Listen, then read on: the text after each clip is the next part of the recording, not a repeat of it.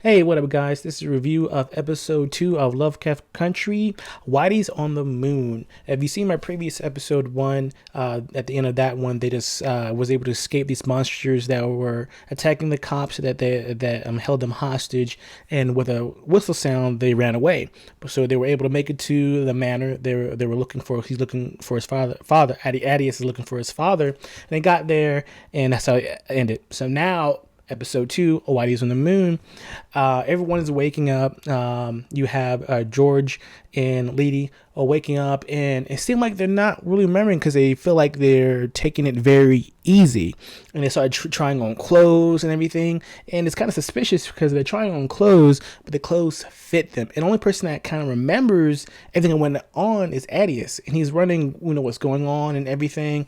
And they start searching around, and he tries to tell George and a lady about what's going on, and they still don't remember. So basically, they're recovering from their trying to find night, but Leti and George don't remember. So they enjoying this luxury, fitting, everything grows. But Atticus grows very suspicious of their of the situation at the lodge. Now the person that usually, the person that they meet, one of them is Christina Braithwhite. And of course, her father is Samuel. You'll find out, of course, he's watching it.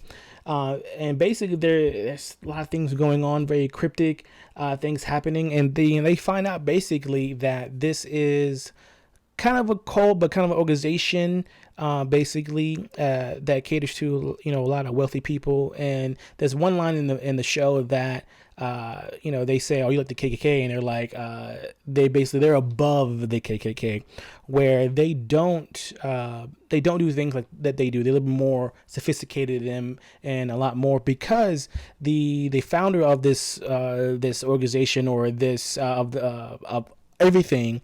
Basically, he took kind to slaves. He was very friendly. He was very nice to them. So that kind of leads into, of course, more likely he was doing something with one of them, and that kind of brings to Atticus why he is basically the person that they're looking for. So basically, he's in there by blood from his mother's side of the family. That's what happened, but he didn't know anything about this. So that's what's happening. So at the beginning, like I said, everybody's wake up, and nobody remembers, but Atticus remembers. He trying to tell them, and they go off, and they are searching in the woods. They leave because they ask. He's not the guy that's helping them. He's not like a butler, but he's helping them out. They can go anywhere, but they got to be careful because people are watching them. So they go and they walk around and they're looking, and boom, the monsters come out, and it was ridiculous, but the whistle goes off, and the whistle, of course, by Christina Braithwhite, the woman with the blonde hair, she stopped it. She's able to control it. But as soon as she comes and blows the whistles and monsters go away, the people, George and Leti, don't remember. Right there, then you can kind of tell, boom, that's a spell. Also, if you watch very closely, a lot of the doorways and things like that have symbols on them.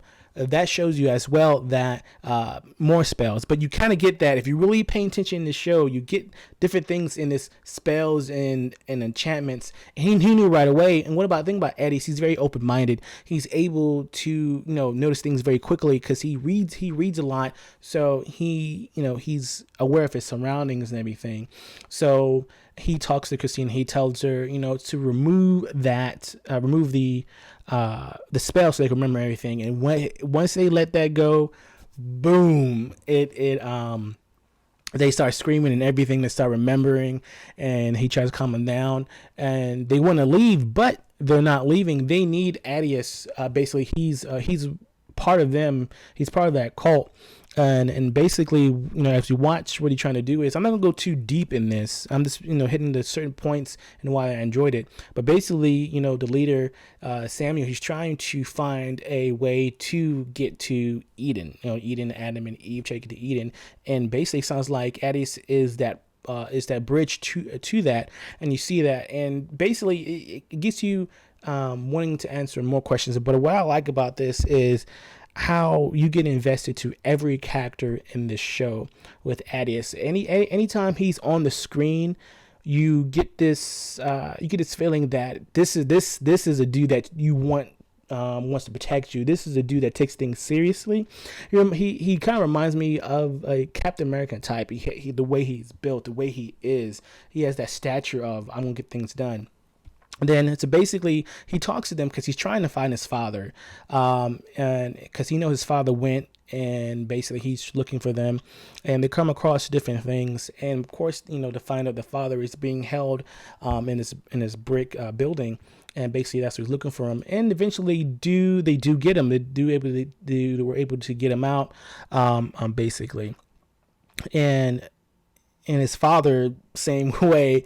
His father's like, I didn't care. I didn't care for you to come help me or come save me, because his dad is played by Michael Williams. And we know how Michael Williams, how his tone and his demeanor, how it comes out. It was funny, but the banter. Mike's character, his character is Montrose Freeman. His character and his brother's George Freeman, them two, when they're in the act with each other, it's hilarious, and basically you can tell that it's more there as well. You can tell that George wasn't close or wasn't helping his brother as he think he should or have his back. So that's a lot of backstory there as well. There's a lot of backstory in this, but that's good. That kind of fleshes out. That makes you wonder. That makes you think. In here where Atticus basically, he's a reader. He's able to find information. He read about them thoroughly and was able to just up them. It makes you want to watch it again, because basically, I'm not gonna, of course I'm gonna repeat it. You need to watch it. Basically, he tells them, anything that I say, you have to listen to me.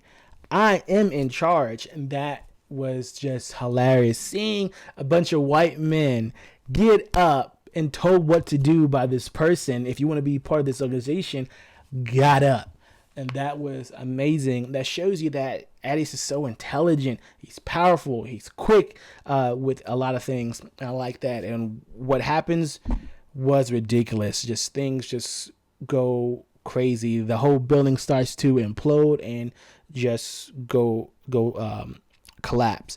But of course, I am jumping ahead of myself because I like this show. And we step back, because when they were find the monsters and the whistle, and of course they was able to be saved by Christina with that whistle. But also, after Atticus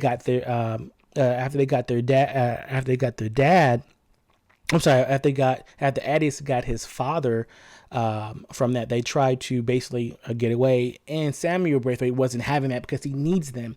So of course, before the explosion, before he told him off at this part, they were able to try to get away, but they stopped because of the magic of the force field.